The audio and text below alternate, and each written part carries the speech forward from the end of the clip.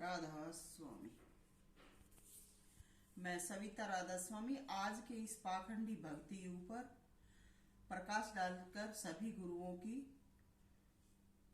महिमा का बखान कर रही हूं कि आज पाखंडी युग चल रहा है और पाखंडी गुरु बने हुए क्या कोरा पाखंड चला रहे हैं। भक्ति का कोई लवालेस भी नहीं है, पर हमारे जैसों को शिष्य बनाकर गधा बना लेते हैं। हम शर्म के डर से न बोल पाते हैं और न ही भगवान परमात्मा हमें चुप रहने देता है, क्योंकि हम चुप रहे तो हमारा जीवन नहीं है। हम भगवान के रूप में ढले हुए और भगवान के जो हैं, भगवान उनको क्यों किसी से डरने देगा। तो हमें बोलना पड़ता है।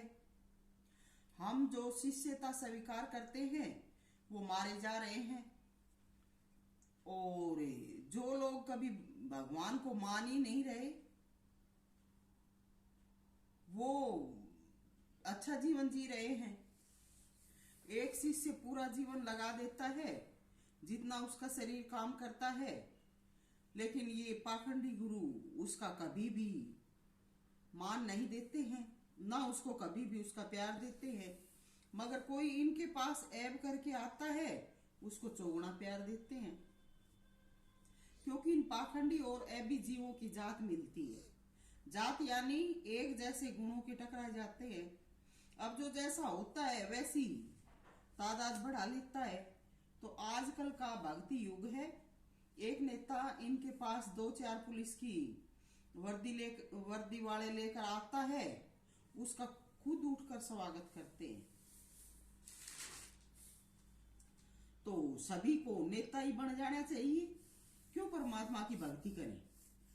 क्योंकि भव्य स्वागत तो नोटों का होता है या नोटों वालों का होता है। तो आजकल के जो स्कूल कॉलेज हैं उनमें जन्म से लेकर नेताओं का जो साहित्य है जिससे नेता बनते हैं वो ही पढ़ाना चाहिए। परमात्मा की भक्ति क्या क्या मायने रखती है। तो हम भक्ति करने वालों को, वह हमारे बच्चों को भी ऐसे ही बनना चाहिए। हमें क्यों दिन रात नाम की भक्ति भक्ति चिल्लाता है? हमें पागल बनाने को मिल रहे हैं। कोई नेता आते ही उसकी जी जुरी सलामी, चाय, पानी, नाश्ता, वाव, घंटों उसके साथ बेकूफी की बातें। जाते वक्त नोटों में से 1000 रुपये देता है नेता, और पाखंडी गुरु हाँ जी करके हाथ पसार के लेता है, और 1000 के बदले में 700-800 रुपए का मिठाई का डिब्बा देता है? उसके साथ में कोई चद्दर शाल भी देता है। भक्तजन देखते रह जाते हैं। भक्तजनों से 10-10 के, 50-50 के, 100-100 के नोट लिए जाते हैं। और किन को पूजा जाता है? भक्त गरीब क्यों है? क्यों मारा भक्त फिर रहा है? ये सत्संग है? कहो क्या है?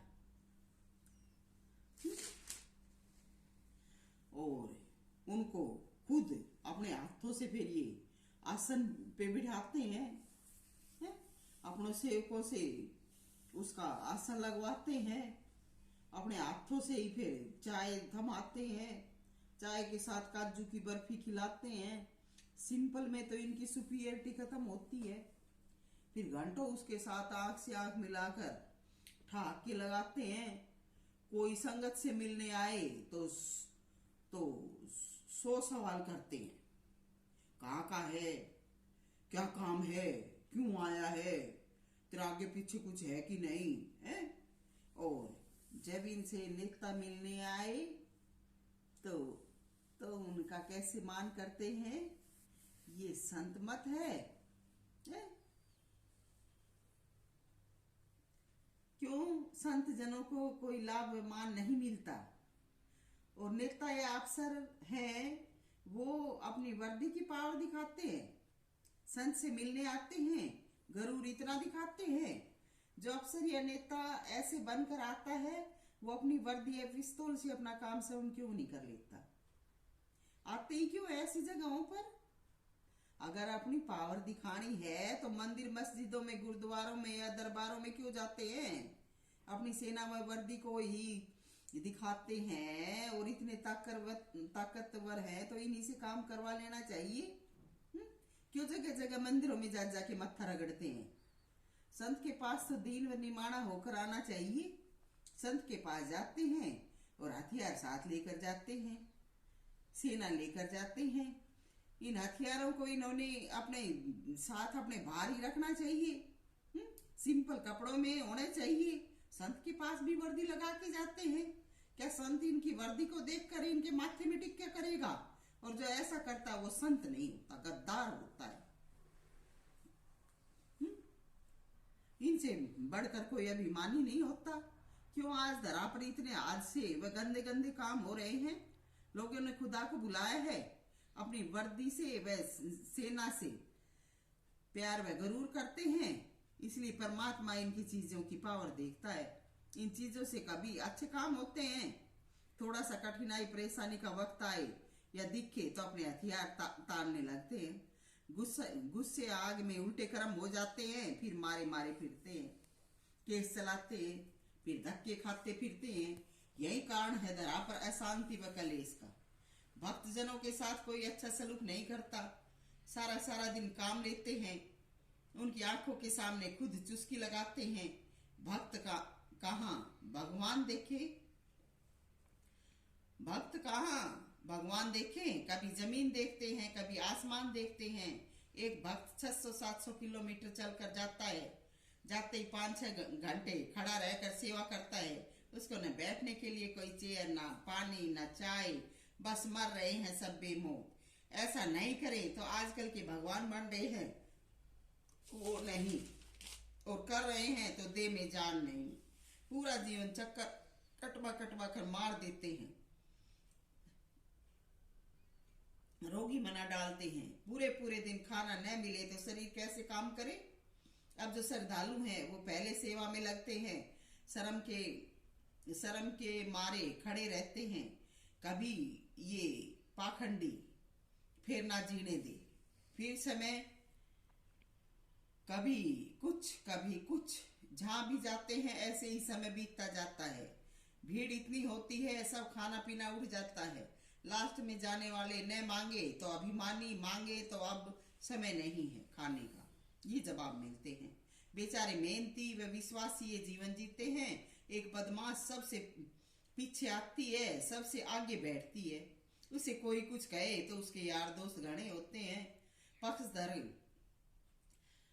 पक्षधर कहीं भक्ति का लवालेस नहीं, उन्हीं का पक्ष ऊंचा रहता है। गुरु पाखंडी ने भी खबर लगती है तो वो उसी बदमाश ने ले के और आगे आता है, क्योंकि वो भी उन गुंडों से डरता है और उसकी भी इच्छा ही नहीं में रहती है। ये भगवान की भक्ति है और ऐसे ऐसे किसी के बस के भी नहीं है। इनका पक्ष लेने से अपनी बहादुरी दिखाते हैं। हम समान व्यवहार करते हैं, गुरु हैं आजकल, हम समान व्यवहार करते हैं, कहते हैं हम गुरु हैं आजकल के, तो ये इनकी भक्ति है। कहाँ वो भगवान है जो गरीबों और असहायों की सुने? अगर है तो उसके पास इतना धन नहीं है जो इन पाखंडी गुरुओं ने लूट लूट कर लिया है। भगवान को दबा लेते हैं, भगवान भी कब्जे में कर लिया है। भगवान से काम लेते हैं, वाह भाई अपनी करवाते हैं। भगवान हाथों से टुकड़े सेक कर खाता है, इन पाखंडियों को अच्छे से अच्छा देता है और इनको न मिले तो ये रोते हैं। फिर भी इनकी मंशा पूर्ण नहीं होती। और स्वाद और भी अच्छा ये जान लेते हैं अच्छे और सच्चे भक्तों की, मगर कदर नहीं करते और ना कदर करने देते हैं। लेकिन जो शाश्वत सत्य है वो सब कुछ देखता रहता है, हाथों से सजा नहीं देता। लास्ट इनकी भी कम नहीं हो सकती। मरना तो सभी को है, मगर जीते जी चैन नहीं लेने देते हैं।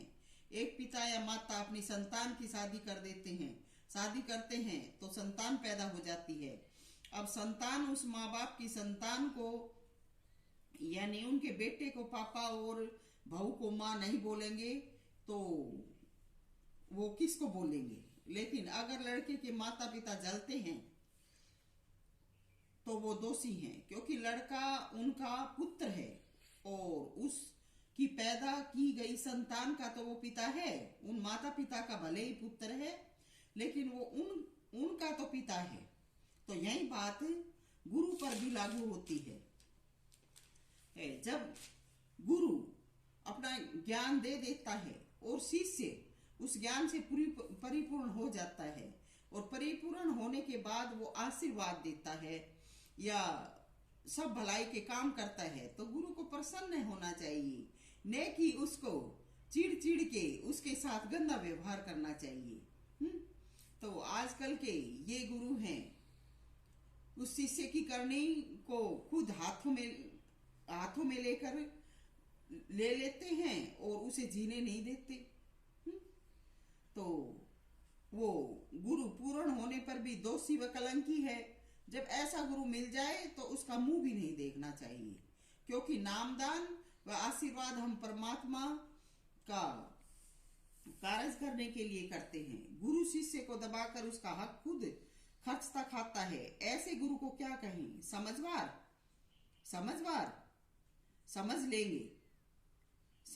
समझ लेंगे। तो ये पाखंडी गुरु हैं आजकल के, इनसे बचना चाहिए। जब शिष्य कारण स्पष्ट बता देता है तो गुरु को मानना चाहिए या फिर शिष्य के कहे अनुसार चलना चाहिए। आज के पाखंडी गुरुओं में दोनों बातों में से एक भी नहीं है, तो शिष्य या उसके कहे अनुसार दुखी पाकर अपने प्राण छोड़ दे, नहीं तो संसार में काला मुंह करवा के मरवाते हैं। तो इनसे बचना चाहिए। जायज बातें माननी चाहिए, चाहे गुरु है, चाहे भगवान है, चाहे माता पिता है, चाहे दूसरे सामाजिक प्राणी हैं, सबकी हक की बात माननी चाहिए। नाजायज बात इनमें से किसी की नहीं माननी चाहिए। चाहे गुरु भी हो, उसकी भी नहीं माननी चाहिए। गुरु की बात से जीवन ही बिगड़ जाए तो क्या गुरु? किसने आगा देखा है? किसने आगे का जीवन देखा है? इस जन्म को सुधारने की कोशिश करो, अगला मालिक जाने। राधा स्वामी, सविता मोजादी।